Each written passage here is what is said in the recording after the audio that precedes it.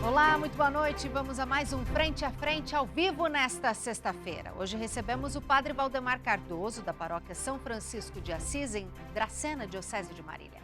E você pode mandar sua pergunta. Basta apontar sua câmera para o QR Code que aparece aqui na tela. Seja muito bem-vindo, Padre Valdemar. Muito obrigado, gratidão. Vamos falar sobre vocações. Agosto está terminando, mas a igreja vivenciou o mês vocacional. O que nos convida o mês vocacional, Padre Valdemar? Pois é, tá aí. O grande convite que o mês vocacional faz para toda a igreja, para todos nós, é o momento de parar e fazer duas coisas: meditar e refletir sobre as vocações. E só para a gente saber, né? A vocação aos ministérios consagrados, vocação matrimonial, vocação religiosa e vocação laical. Então, o mês de agosto nos convida a refletir sobre cada uma dessas vocações. E refletir significa analisar, olhar, ver em que pode ser melhorado, o que está acontecendo, para onde as vocações estão indo, enfim, é um olhar para o exterior, para a realidade de cada vocação, né? E aí acertar os ponteiros, fazer os ajustes que precisarem serem feitos. E meditar. Enquanto refletir, o olhar se volta para a realidade de cada vocação. O meditar, Lúcia, é um olhar para as pessoas. Olhar se a pessoa está feliz, está contente, está se realizando naquela vocação, se ela precisa de algum recurso maior, de uma ajuda. Então, meditar é esse olhar para o interior de cada pessoa. E refletir, olhar para fora, para o exterior, para a realidade. Como que o senhor trabalhou e como a igreja trabalha nas comunidades este mês vocacional, esse refletir e meditar com os leigos? Pois é. Começando falando lá da paróquia onde eu estou, né? Um pouco antes, logo no mês de julho, lá eu não tenho a equipe da pastoral vocacional ainda. Eu estou chegando lá agora, é uma paróquia nova e está em formação. Mas eu tenho uma equipe de liturgia que todo mês, no comecinho do mês, senta para pensar o mês seguinte.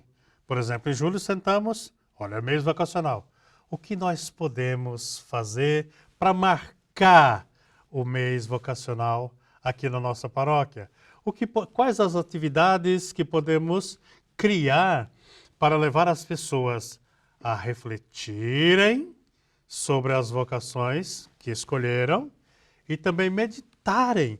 Como é que eu me encontro na vocação que eu abracei? Então foi feito isso, e teve uma programação legal, bacana, sabe? E teve engajamento, a participação dos leigos? Com certeza, né? Com certeza. Não dá para pensar em vocação deixando os leigos à parte. Então é tudo incluído, tudo junto. Padre Valdemar, por que é o agosto, que é o mês das vocações? Tem um porquê especial? Por que agosto? Brincando com as palavras, eu diria, olha a palavra, gosto. Então, eu até fiz uma listinha aqui de uma coisa que eu quero falar. Agosto. Vocação é um chamado e uma resposta.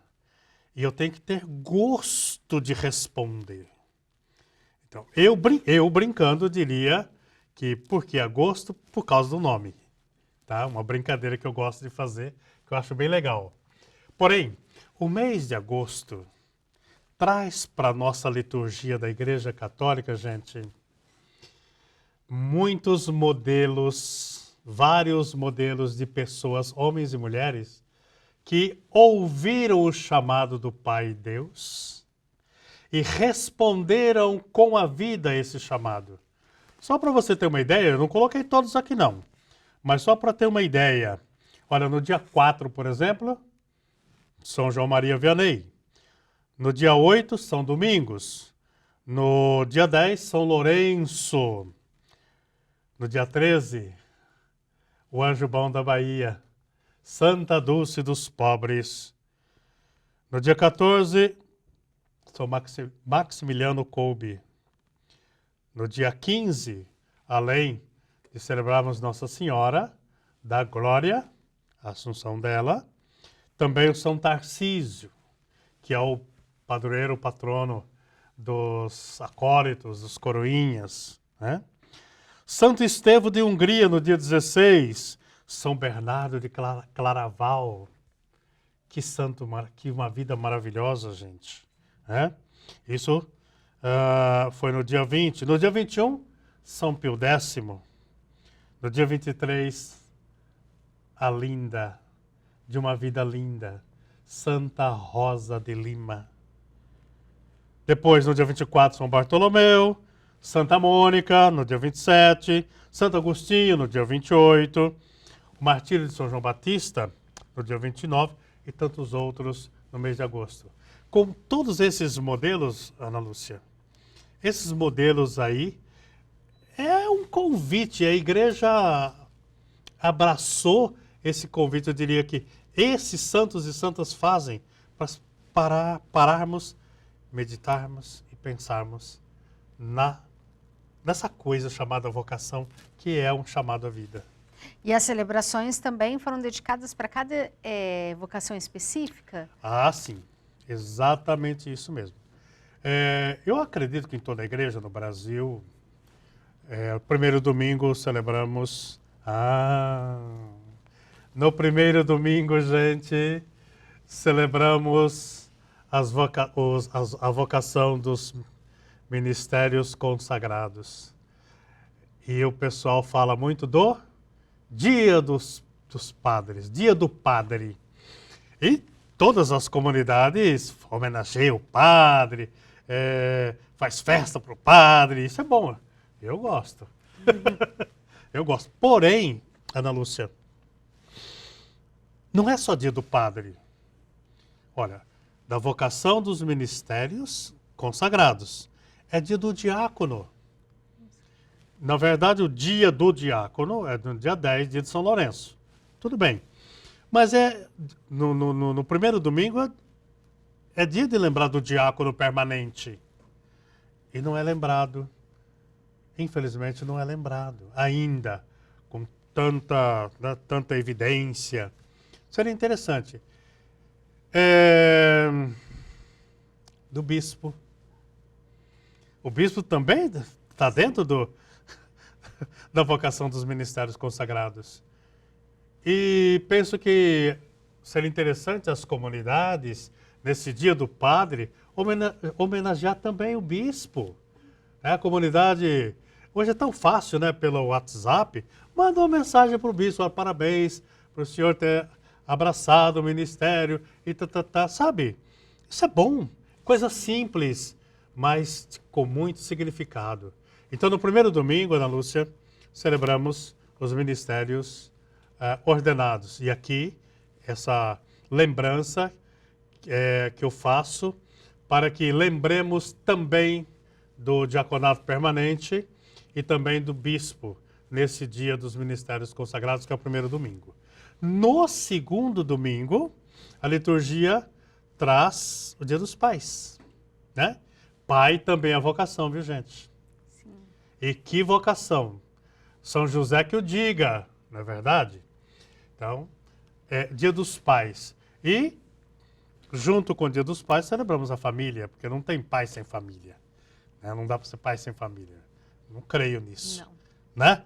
Então, Dia dos Pais. E aí se celebra Dia dos Pais, se celebra a família, então é o sacramento do matrimônio. A vocação matrimonial está aí, junto.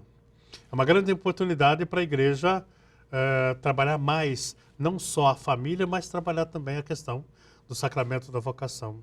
a vocação do matrimônio. No terceiro domingo, se celebra a vida religiosa e consagrada.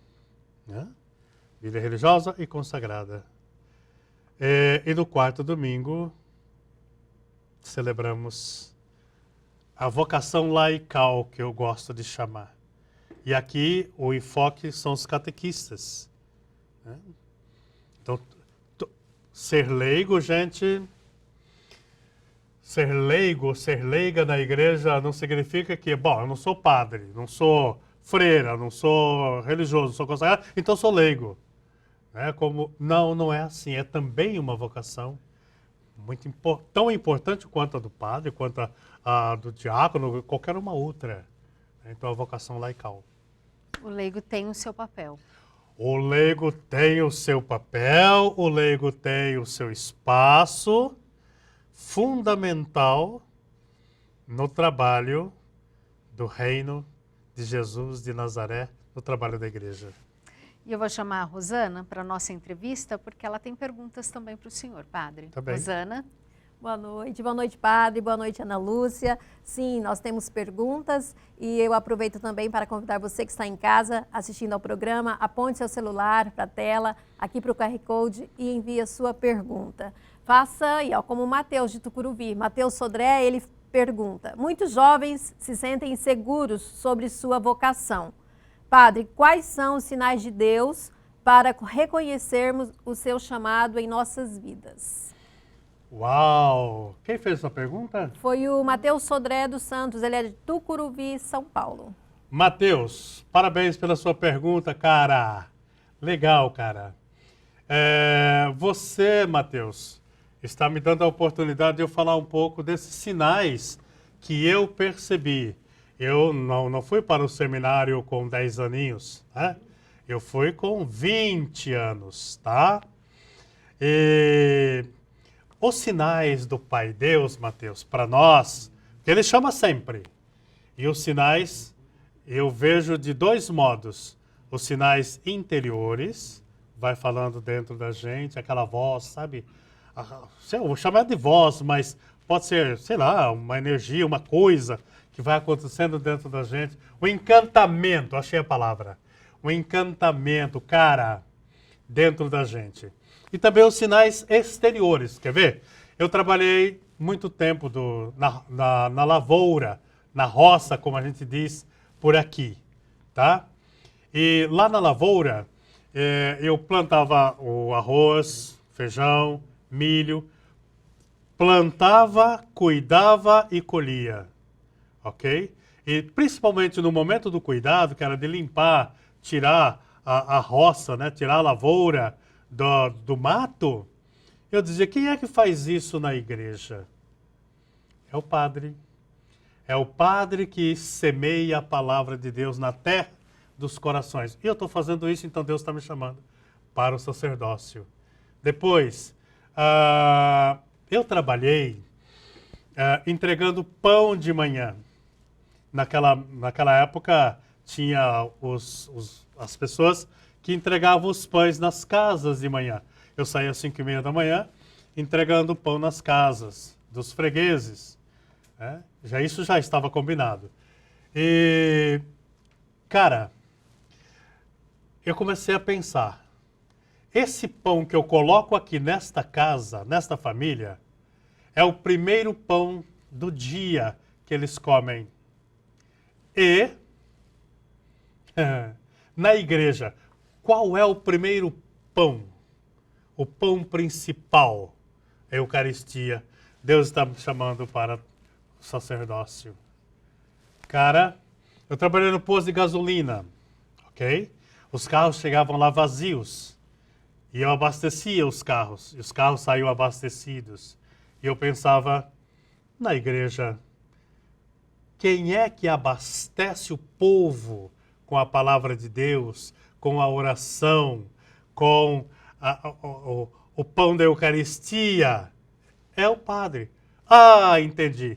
Deus está me chamando para o sacerdócio. E lendo esses e outros sinais, viu? Outros sinais. Eu vou te falar um aqui Mas não conta para ninguém não, tá bom? Nem você, Ana Lúcia. Ó, Não conta segredo. Segredo. Ninguém vai saber. Eu fiz um encontro que hoje é mais ou menos igual o acampamento, tá? Para a gente entender. Um encontro de jovens nesse estilo acampamento. E lá o padre deu uma palestra falando que no Brasil faltava padres brasileiros. Os padres já eram de idade e estrangeiros. Então que a gente rezasse muito e pensasse nessa situação brasileira. Ok, pensei nisso, terminou o encontro, vim para casa. Naquele tempo eu namorava. Eu tinha uma namorada, Ana Fernandes. A gente estava namorando. A segunda coisa, ela perguntou, e aí como foi o encontro? Eu contei como foi o encontro e tal. Ela disse, você não sentiu Deus te chamando ao sacerdócio? Foi a primeira pessoa, minha namorada, a primeira pessoa a tocar no assunto. Tá? E aí eu liguei com a fala do padre, e esse também foi um sinal de Deus. Eu ainda perguntei para ela, por que você diz isso para mim? O nosso projeto era matrimônio, formar uma família. Cara, ela disse, por quê? Você talvez não tenha percebido, mas muita gente te procura para conversar, te procura para receber uma orientação. Veja quantos jovens te rodeiam procurando orientação. Você, Valdemar, você tem um amor que não pode ser de uma pessoa só. Você tem um amor que é para ser dado para multidões. E esse foi um outro sinal. E assim fui lendo os sinais de dentro, sinais de fora. E aqui estou eu há 36 anos como sacerdote. Feliz, muito feliz com a vida que eu levo. Com essa mensagem feliz, nós vamos para um breve intervalo, mas a gente volta já já. Estamos de volta com Frente a Frente, ao vivo, nesta sexta-feira, que hoje recebe o Padre Valdemar Cardoso, da Diocese de Marília, e você pode participar. Basta apontar a câmera do seu celular para o QR Code que aparece aqui na tela e envie uma pergunta para o Padre Valdemar. Padre, nós terminamos o bloco com uma pergunta que veio de um telespectador de casa, falando sobre o despertar vocacional. O senhor contou do senhor que foi com 20 anos, que foi a sua ex-namorada que te indicou esse despertar. Como foi para a sua família receber essa notícia e qual a importância da família apoiar quem tem esse despertar vocacional? Eu vou, na sequência, se eu esquecer a segunda pergunta, você me lembra, por favor. Mas é interessante, hein? Aqui acho que vale a pena dizer como foi mesmo, de verdade, sem medo de ser feliz. Quando eu contei para o meu pai, primeiro lugar para meu pai, depois para minha mãe. Sabe, foi um descrédito total e indiferença, primeiro ponto. Depois, percebendo que eu comecei a estudar lá no meu tempo era quinta série, sexta série, né? Eu tinha parado de estudar, então retomei os estudos e com esse propósito de ir para o seminário, meu pai me chamou e disse assim, escuta aqui, rapaz, eu preciso conversar sério com você. Você está muito empolgado com esse negócio de grupo de jovens, esse negócio de igreja, e está influenciado por isso, e daí essa ideia de querer ir para o seminário. Nem um pai, não, melhor do que um pai, não há para saber se o filho tem vocação ou não. E você não tem vocação para ser padre. Você está namorando essa moça, eu trabalhava, nessa época eu trabalhava com caminhão, ó, e você gosta do seu trabalho, e você pode ser muito bem um bom católico na família. Eu não respondi nada para o meu pai, falei nada. Fiquei quieto, nunca respondi para o meu pai. Baixava a cabeça e ficava quieto. Mas dentro de mim dizia, não, eu sei o que eu estou sentindo aqui dentro, né? E, quer saber? Depois de 6 meses que eu me preparei para ir para o seminário, de manhã, com a mala arrumada, a minha mãe falou assim, eu preferia ver você saindo morto num caixão do que saindo para o seminário. Eu recebi isso, mas com muito amor e dizendo, ok, sabe essa alavanca, me deu forças, foi o efeito contrário, me deu forças para continuar. Eu falei, não, aí que me iluminou, me fortaleceu para eu ver que realmente era aquilo que eu queria. E meu pai falou assim, se você passar por aquele portão, você nunca mais entra nessa casa. Bom, eu já tinha 21 anos, 22 anos, uma coisa assim. E com 20 anos eu comecei a despertar, o meu despertar vocacional. E eu disse, bom, se eu me casasse eu teria que ir embora do mesmo jeito. E eu sei o que eu quero. Olhei para o portão, olhei para o meu pai, olhei para o portão, olhei para o meu pai e disse, tchau, benção pai, benção mãe. Até hoje eu estou esperando a bênção deles, porque eles não me abençoaram. Claro que depois, vendo o meu caminhar, a minha perseverança, aí tudo mudou da água para o vinho, viu? É bom que você saiba. Porém, esse primeiro momento foi muito forte e me deu forças para dizer, não, eu não posso desistir e voltar, porque não é por aí o caminho. Eu sei o que eu quero. Então me deu forças para isso. E depois, já perto do diaconato, meu pai tinha o maior orgulho de dizer, meu filho vai ser padre. Meu filho vai ser padre. Perguntava para o meu bispo na época, que era Dom Oswaldo Giuntini, perguntava. E o meu filho, como está lá no seminário, está firme mesmo? Será que vai ser padre? Todo orgulhoso. Minha mãe também a mesma coisa. Contava para as amigas dela e tal, né?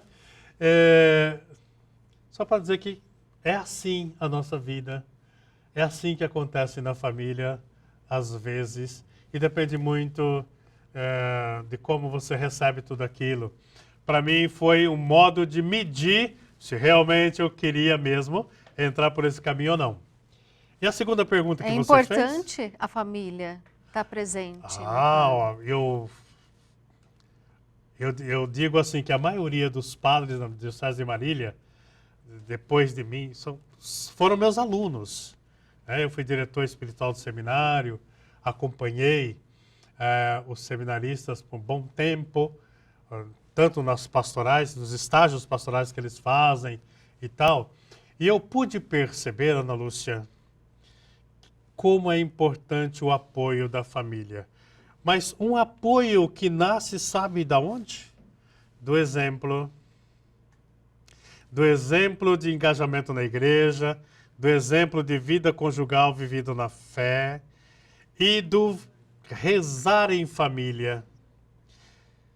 É impressionante que os meninos hoje, coroinhas, acólitos lá da paróquia, eles falam muito assim, né?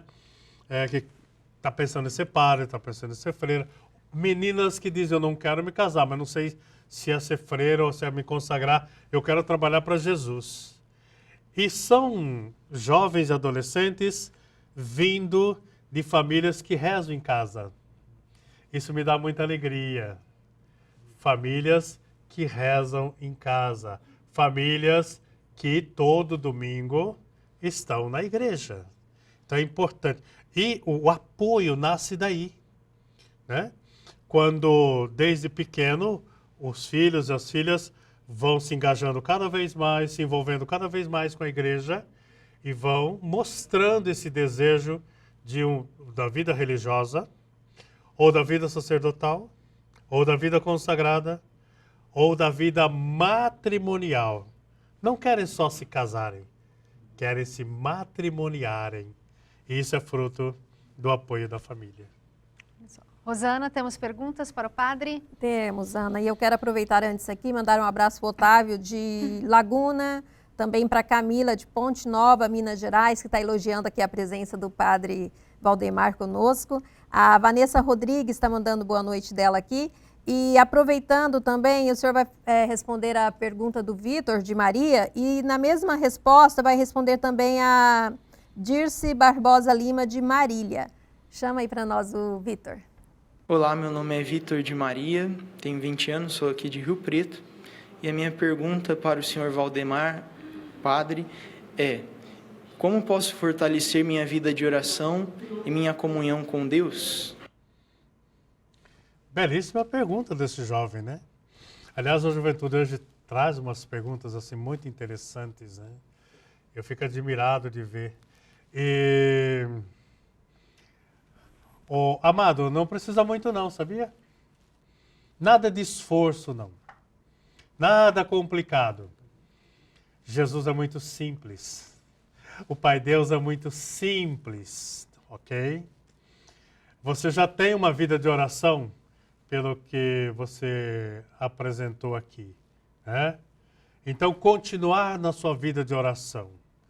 Eu disse, e você também falou, vida de oração, e não de rezação, tá? Tem muita gente que reza, mas não ora. A oração é aquele momento que você entra em comunhão com Deus, em intimidade com Deus, e às vezes não precisa dizer nada, só o silêncio, só sentir. Sentir-se na presença dele, no colo dele. Isso é oração profunda, cara. Tá? Depois, visitas no plural, ao sacrário. Meu irmão, que delícia que é, por experiência própria eu digo, que delícia que é você ir ao sacrário, ficar ali, sentindo a presença do Senhor e deixando Ele sentir a sua presença e vocês dois trocando, sabe, essa presença gostosa de um com o outro. Visitas ao sacrário. Nem precisa ficar rezando muito, deixa eu rezar aqui 10 terços, não precisa disso não. Apenas você e ele.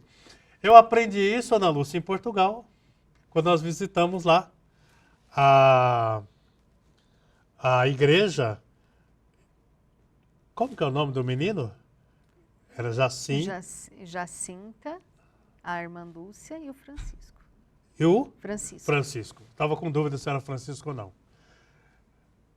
Lá nós vimos isso, né? Contaram para nós que até mostraram o local onde o Francisco ficava escondido para ninguém vê-lo, diante do sacrário, e alguém perguntou para ele: o que é que você está fazendo aí, menino? Ele disse: estou fazendo companhia para Jesus, porque ele não pode ficar sozinho. E ele ficava lá, ó, tempos e tempos ali com Jesus. Eu aprendi isso, trouxe para a minha vida. Cara, é muito bom, visita ao sacrário. Depois a Eucaristia, lógico, e a escuta da palavra de Deus. Escutar Deus que te fala na palavra, leitura orante. A leitura orante é uma técnica fantástica para a gente entrar na palavra de Deus, degustar essa palavra de Deus. E a Eucaristia, claro.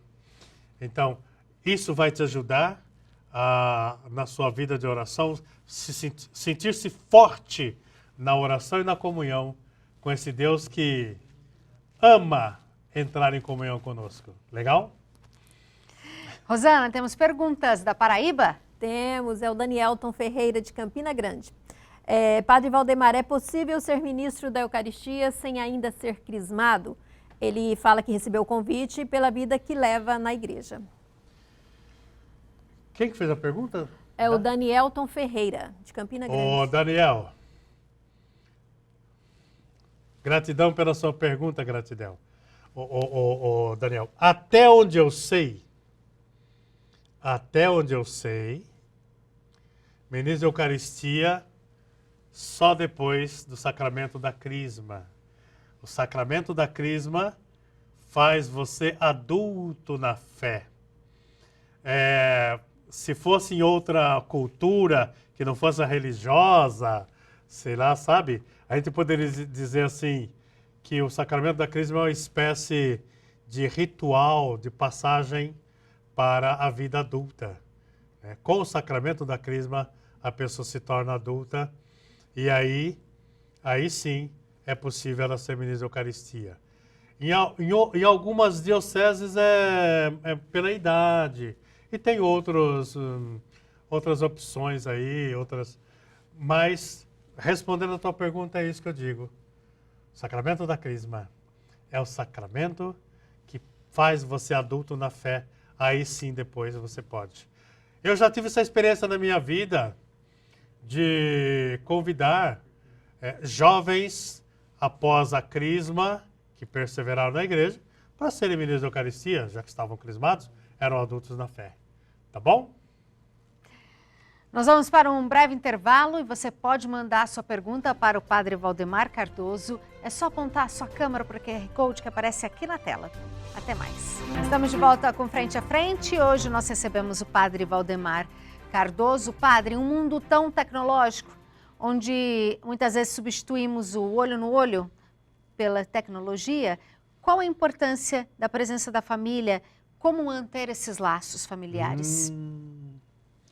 Eu diria que essa é uma pergunta difícil, ela merece uma ampla discussão e nós devemos, nós da família e tal, que trabalhamos com a Pastoral da Juventude, trabalhamos com a família, pegar esse assunto e debruçar sobre ele, porque de fato está sendo um grande desafio hoje em dia para a família, essa questão do mundo digital, né? É interessante, a gente encontra 2, 3 jovens, um ao lado do outro, mas ninguém falando com ninguém. E cada um deles falando com o mundo. Conectados com o mundo e desconectados de si mesmos, desconectados de quem está próximo. Né? Então, é um grande desafio realmente. Está aí e não dá para fugir, nem fazer de conta que é errado, que não pode, que tem que proibir. Não, nada disso. Nós temos que buscar caminhos e penso que hoje se fala muito, né, da importância do diálogo na família. Então, desde pequeno, criando esse ambiente de diálogo, de conversa séria, de respeito, né? O pai é o pai, a mãe é a mãe, o filho é a filha, o filho é o filho, a filha é a filha, sabe, cada um respeitando o espaço de cada um. O que falta muito hoje, tem família que você não sabe quem que é o pai, quem que é a mãe, quem que manda, não sabe. Não dá para, é uma confusão total. Penso que o primeiro passo é o do diálogo, conversar. Tudo que é combinado, como é o ditado, combinado não é caro. Então, conversar, combinar, para que a gente tenha uma disciplina. Agora não vai adiantar nada também. O pai e mãe querer disciplinar o horário para os filhos, para as filhas, a questão do celular, e eles não terem disciplina em outras coisas. O jovem, os nossos filhos, nossas filhas, estão de olho em nós. Podem não falar, mas eles sabem. Né? Eles percebem a incongruência ou as incongruências nossas. Né? Então, tomar cuidado com isso. Eu percebo, eu vejo várias famílias que as crianças, os adolescentes, os jovens, tranquilamente vivem no mundo digital, porém, sabendo que o momento da família é o momento da família. O momento de sentar-se à mesa quando dá, né? Sentar-se à mesa para a refeição não é o momento de pegar o celular. E é tranquilo quando isso é combinado, quando isso é conversado, e é dito por quê, a importância de se fazer do jeito que seja feito. Né? Não é só questão de proibir ou de dizer, nesse não é o momento, guarde o celular. Não resolve nada. A gente vê o resultado da nossa educação passada, não resolveu muita coisa, não. Então, hoje, o caminho é outro. Para se chegar à disciplina, tá? Diálogo, combinar as coisas, para cada momento ter o seu momento, o seu espaço. Isso, penso eu, que vai chegar uma disciplina e é educativo também. Porque na vida também é assim. Né? A gente pode ir até aqui, às vezes pode ir até lá, às vezes não pode nada, né? E assim por diante. Isso faz parte da educação e da formação dos nossos filhos, das nossas filhas. Rosana, temos perguntas? Temos do André de São José do Rio Preto. Ele fala que tem 36 anos e agora está sentindo um chamado muito forte. Faz encontro vocacional e gostaria de um conselho do senhor, padre. Qual é o nome da pessoa? André. É André. Oi! O André, meus parabéns.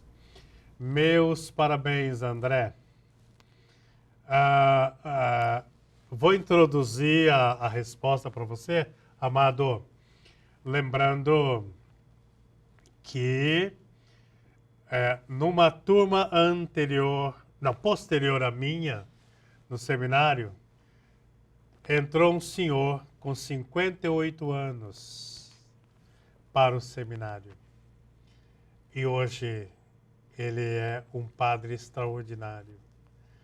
Então, eu acredito, meu irmão, que Deus, olhando a sua experiência de vida, disse: yes, esse é o cara, eu quero esse rapaz aqui comigo trabalhando. Entendeu? Para Deus não tem idade, viu?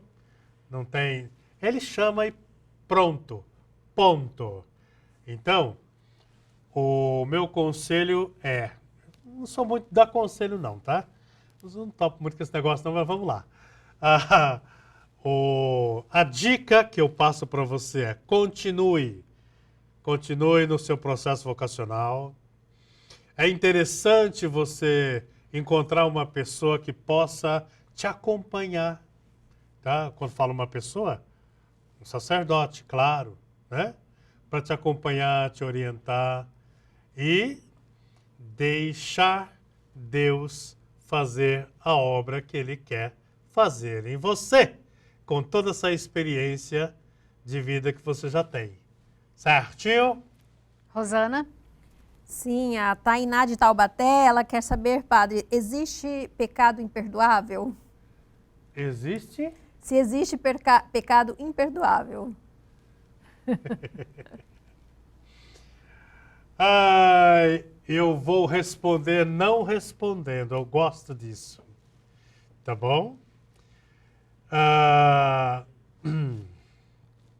O amor de Deus é um amor infinito.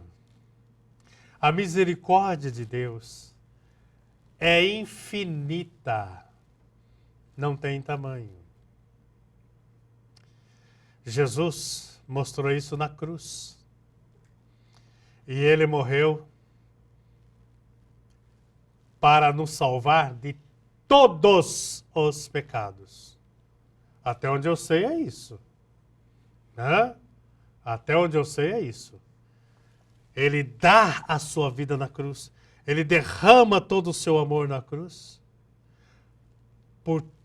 para nos salvar de todos os pecados. E aí então, você pode tirar a sua conclusão que a resposta está embutida no que eu acabei de falar, tá? Porém, penso que tomar cuidado com aquela frase do próprio Jesus que aparece no Evangelho, né? Cuidado, é preciso ser estudada, aprofundada. A frase é assim, ó: todos os pecados serão perdoados, mas o pecado contra o Espírito Santo não tem perdão. Cuidado com isso. O que é que Jesus quer dizer com isso que ele disse? Tá bom? Então, é por aí. Rosana, tem perguntas? Temos a Terezinha de Guia Lopes, da Laguna de Mato Grosso do Sul, participando aqui. Ela fala que foi catequista por muito tempo e parou. E acabou a vocação. Eu penso que ela quer a orientação do senhor, então, nesse sentido, padre. Fui catequista há muito tempo e parei. Acabou a vocação. Ô, Terezinha, como é que você sabe que acabou a vocação? Como? Isso olha, eu vou até pesquisar. Vocação acaba? Olha, uma vocação só acaba quando Deus para de chamar. Tá? E Deus não para nunca de chamar, amadinha. Deus chama sempre. Então eu tô rindo, que achei super legal. Não tô tirando saldo só pergunta, não. Eu achei muito bacana. Uma pergunta que nunca imaginei que alguém faria. E foi muito bom você ter feito essa pergunta. Vocação não acaba. O que acaba é a resposta que eu estou dando à vocação. Isso sim, eu paro de dar a resposta. Aí sim. Então, é a resposta que acaba. Não vou dar mais essa resposta, vou dar outra. Tá? Mas a vocação não, nunca acaba. Ok? Talvez aconteceu alguma coisa aí no seu ministério de catequista que talvez levou você a ficar desanimada. Ou compromissos, né? Outros compromissos. Ou talvez outro chamado. Para servir num outro campo. E aí, então, você fala, né? Acabou a vocação, mas não acabou, não. Beleza? Tomara que eu tenha respondido, amiguinha. Rosana, temos perguntas? Temos aqui o Divaci de Guarulhos, ele pergunta: se eu me divorciar, posso receber a comunhão mesmo namorando outra pessoa, padre? Oi, Divaci. Divaci, a gente se sobe uma escada, degrau por degrau. Tá? Você divorciou, sim? Ok. Então, o que é que diz a igreja, meu irmão? O que é que a igreja diz sobre isso?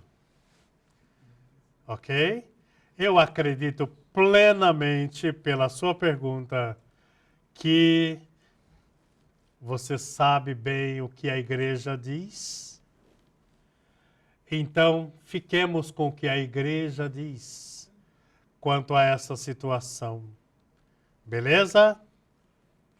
Padre, a gente está terminando, mas eu sei que além de padre, o senhor é poeta, é isso mesmo? Gente, é verdade que estamos acabando? Estamos terminando, passou tão rápido. Senhor da glória, que coisa boa, viu?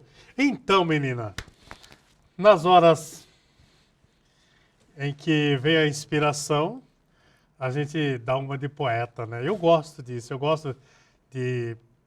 A vida é uma grande poesia. A vida é uma grande poesia. Cada vocação é uma grande poesia, é um grande poema. E o senhor trouxe um poema pra gente? Eu trouxe um poema aqui pra gente fechar. Pode ser? Vamos fechar com chave de ouro, com o poema do Padre Valdemar. Então vamos lá. Vocação. É semente que brota no peito, um chamado que o tempo revela, como estrela que brilha no leito e o destino suavemente atrela. É o vento que guia o veleiro, rumo certo em mar de incerteza. É fogo que arde por inteiro, sem consumir a chama acesa. É a voz que ressoa na alma, mesmo em meio ao silêncio profundo. É a paz que acalma e embala, o sonho que move o mundo. É o dom que se faz missão, é viver com propósito e fé, é entregar-se de coração e encontrar na jornada a maré. Vocação é caminho de ida, que a alma traça com ardor, é o sentido maior da vida, é servir com todo o amor. Que lindo, parabéns. Gratidão. Muito obrigada por essa noite aqui com a gente. Obrigada a todo mundo que participou aqui no estúdio, principalmente ao pessoal de casa que participou tanto, mandando perguntas para o senhor. Muito obrigada. Gratidão, gratidão, gratidão. Frente a Frente fica por aqui. A todos uma boa noite, um excelente final de semana. Fiquem com Deus. Tchau, tchau.